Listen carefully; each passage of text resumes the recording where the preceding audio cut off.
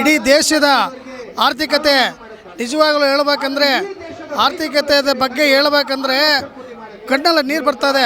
ಇವತ್ತು ರೈತರು ಇಲ್ಲ ಅಂದರೆ ಇಡೀ ದೇಶನೇ ಇಲ್ಲ, ಪ್ರಪಂಚನೇ ಇಲ್ಲ.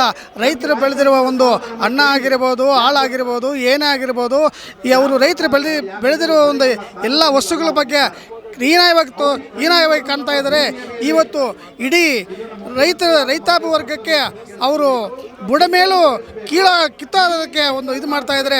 ಒಂದು ಕಡೆ ಮೈಕ್ರೋ ಫೈನಾನ್ಸದ ಒಂದು ದಾಳಿ, ಇನ್ನೊಂದು ಕಡೆ ಮೆನ್ನೂರು ಏನೇ ಬೆಳೆ ಬೆಳೆಬೇಕಂದ್ರೆ ಮೆನ್ನೂರುಗಳ ಬಗ್ಗೆ ಇನ್ನೊಂದು ಕಡೆ ಕೂಲಿ ಕಾರ್ಮಿಕರ ಬಗ್ಗೆ ಯಂತ್ರೋಪಕರಣಗಳ ಬಗ್ಗೆ ಇವತ್ತು ರೈತ ಬದುಕ್ತಾ ಇದ್ದಾನೆ ಅಂದರೆ ಸತ್ತೋಗದೀರ ಜೀವನ ಉಳಿಸ್ಕೊಂಡು ಮಾತ್ರ ಇವತ್ತು ಭೂಮಿ ಮೇಲೆ ಬದುಕ್ತಾ ಇದ್ದಾನೆ ಅಷ್ಟೇ.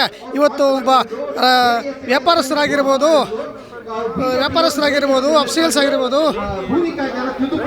ಇವತ್ತು ನಿಜವಾಗಲೂ ಹೇಳಬೇಕಂದ್ರೆ ರೈತಾಪಿ ವರ್ಗದವರು ದರಿದ್ರವಾಗಿ ಹುಟ್ಟಿದ್ದಾರೆ ಅಂತ ಅನಿಸ್ತದೆ. ಇವತ್ತು ಎಲ್ಲ ರಂಗಗಳಲ್ಲೂ ವ್ಯಾಪಾರಸ್ಥರಾಗಿರ್ಬೋದು, ಅಧಿಕಾರಿಗಳಾಗಿರ್ಬೋದು, ಮತ್ತು ಗೌರ್ಮೆಂಟ್ ಅಫ್ಸಿಯಲ್ ಆಗಿರ್ಬೋದು ಚೆನ್ನಾಗಿ ಬದುಕ್ತಾ ಇದ್ದಾರೆ. ಇವತ್ತು ಒಬ್ಬ ಮಗುವನ್ನು ಓದಿಸ್ಬೇಕಂದ್ರೆ ರೈತಾಪಿ ವರ್ಗ ಎಷ್ಟು ಕಷ್ಟಪಡ್ತಾ ಇದ್ದಾನೆ ಅಂದರೆ ಇವತ್ತು ತಿಳ್ಕೋಬೇಕು. ಏನು ಈ ಅದಾನಿ ಮತ್ತು ಅಂಬಾನಿ ಗ್ರೂಪ್ಗೆ ಏನು ಇವತ್ತು ಸಪೋರ್ಟ್ ಕೊಡ್ತಾ ಇದ್ದಾರೆ ನಮ್ಮ ಕೇಂದ್ರ ಸರ್ಕಾರದವರು. ಇವತ್ತು ಹೇಳ್ತಾರೆ ಬೇಟಿ ಬಚಾವೋ ಬೇಟಿ ಪಡಾವೋ ಅಂತ ಹೇಳ್ತಾರೆ ನಮ್ಮ ನರೇಂದ್ರ ಮೋದಿ ಸರ್ ಅವರು.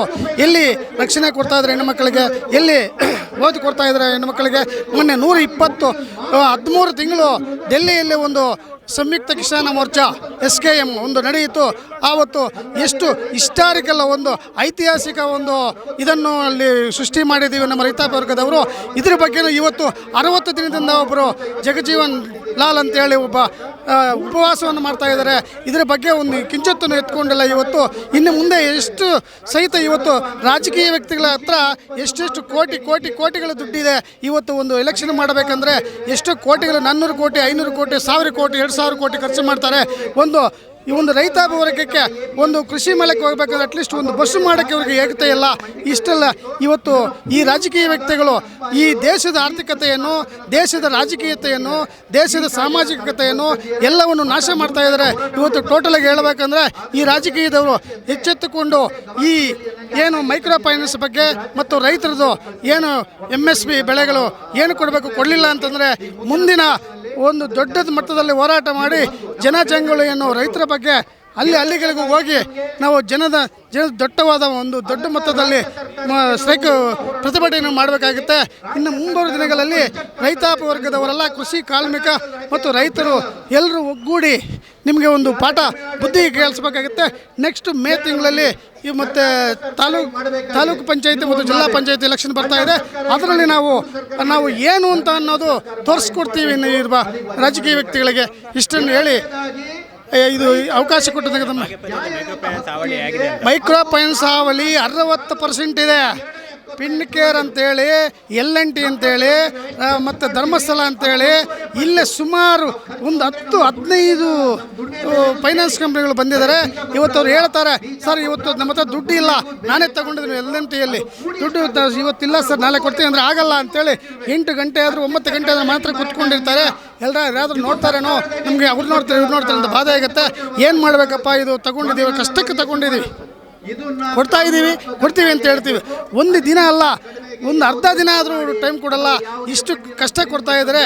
ಏನು ಮೈಕ್ರೋ ಫೈನಾನ್ಸ್ಗಳು ಏನು ಕೊಟ್ಟಿದ್ದಾರೆ ರೈತರಿಗೆ, ₹1 ವಾಪಸ್ ನಾವು ಕೊಡಲ್ಲ ಅಂತೇಳಿ ಏನು ಕಾನೂನು ರೀತಿ ಮಾಡಬೇಕಂತೇಳಿ ನಮ್ಮ ರಾಜಕೀಯ ವ್ಯಕ್ತಿಗಳಲ್ಲಿ ಮತ್ತು ಮುಖ್ಯಮಂತ್ರಿಗಳಲ್ಲಿ ಇದೆ. ಸರ್ಕಾರದ ಬೆಂಬಲ ಒಂದು ಕಡೆ ಅಲ್ಲ, ಇನ್ನೊಂದು ಕಡೆ ಯಾವುದೋ ಒಂದು ರೀತಿಯಲ್ಲಿ ಸರ್ಕಾರದ ಬೆಂಬಲ ಫೈನಾನ್ಸ್ ಕಂಪನಿಗಳಿಗೆ, ಮೈಕ್ರೋ ಫೈನಾನ್ಸ್ ಕಂಪನಿಗೆ ಇದೆ. ಇಲ್ಲ ಅಂದರೆ ಅವರು ಅಷ್ಟು ಇದು ಮಾಡೋಕ್ಕಾಗಲ್ಲ. ಇವತ್ತು ನಬಾರ್ಡ್ ಬ್ಯಾಂಕು ಏನಿದೆ 5,600 ಕೋಟಿ ಬಿಡ್ತಾ ಇದ್ರು ಪ್ರತಿ ವರ್ಷವೂ ನಮ್ಮ ಕರ್ನಾಟಕಕ್ಕೆ. ಇವತ್ತು 2,340 ಕೋಟಿ ಬಿಟ್ಟರೆ, ಇವತ್ತು ನೀವು ಉದಾಹರಣೆಗೆ ಒಬ್ಬ ರೈತ 3 ಲಕ್ಷ ತಗೊಂಡಿರ್ತಾನೆ ಸಹಕಾರಿ ಬ್ಯಾಂಕ್ಗಳಲ್ಲಿ. 3 ಲಕ್ಷ ತಗೊಂಡಿರೋನಿಗೆ ನಾವು 50,000 ಕೊಡ್ತೀವಿ ಅಂದರೆ ಅವ್ನು ಮತ್ತೆ 2,50,000 ಏನು ಮಾಡ್ತಾನೆ, ಎಲ್ಲಿಂದ ತಂದು ಕೊಡ್ತಾನೆ? ಸೂಲನ ಮಾಡಬೇಕು, ಇಲ್ಲ ಹೆಂಡತಿ ಮಾಂಗಲ್ಯ ಮಾರಬೇಕು, ಇಲ್ಲಾಂದರೆ ಇಟ್ಟಿರೋ ಒಡವೆಯನ್ನು ಮಾರಬೇಕು, ಒಡವೆಯನ್ನು ಮಾಡಿ ಮತ್ತೆ ಅವನು ಜೀವನ ಮಾಡೋದ್ರಿಂದ ಇವಾಗ ನಿಜವಾಗ್ಲೂ ಹೇಳ್ಬೇಕಂದ್ರೆ ಇವತ್ತು ಸರ್ಕಾರಗಳೇ ನಮ್ಮ ಜನರನ್ನು ಒಕ್ಕಲೆಬ್ಬಿಸ್ತಾ ಇದೆ. ಸರ್ಕಾರ ರಾಜಕೀಯ ವ್ಯಕ್ತಿಗಳೇ ಇವತ್ತು ಎಲ್ಲ ರೈತರನ್ನು ಮುಳುಗಿಸಿ ಬಿಡ್ತಾ ಇದೆ.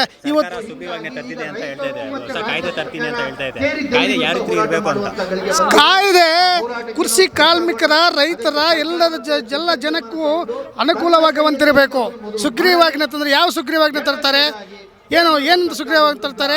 ಸುಗ್ರೀವಾಜ್ಞೆ ತಂದರೆ ಕೃಷಿ ಕಾರ್ಮಿಕರ ಮತ್ತು ರೈತಾಪಿ ವರ್ಗರ, ದಲಿತರ, ದೀನದಲಿತರ ಎಲ್ಲರಿಗೂ ಅನುಕೂಲವಾಗುವಂತೆ ಸುಗ್ರೀವಾಜ್ಞೆ ತರಬೇಕು. ಇಲ್ಲ ಅಂದರೆ ನಾವು ರೈತಾಪಿ ವರ್ಗದಾಗಿರ್ಬೋದು, ಕೃಷಿ ಕಾರ್ಮಿಕರಾಗಿರ್ಬೋದು, ದಲಿತರಾಗಿರ್ಬೋದು ಎಲ್ಲನೂ ಒಗ್ಗೂಡಿ ನಾವು ದೊಡ್ಡ ಮೊತ್ತದಲ್ಲಿ ಒಂದು ಪ್ರತಿಭಟನೆಯನ್ನು ಮಾಡ್ತೀವಿ. ನಿಮ್ಮ ಸರ್ಕಾರವನ್ನು ಕಡಿವಾಣ ಹಾಕ್ತೀವಿ. ನಿಮ್ಮ ವಿಧಾನಸೌಧದ ಮುತ್ತಿಗೆ ಹಾಕ್ತೀವಿ.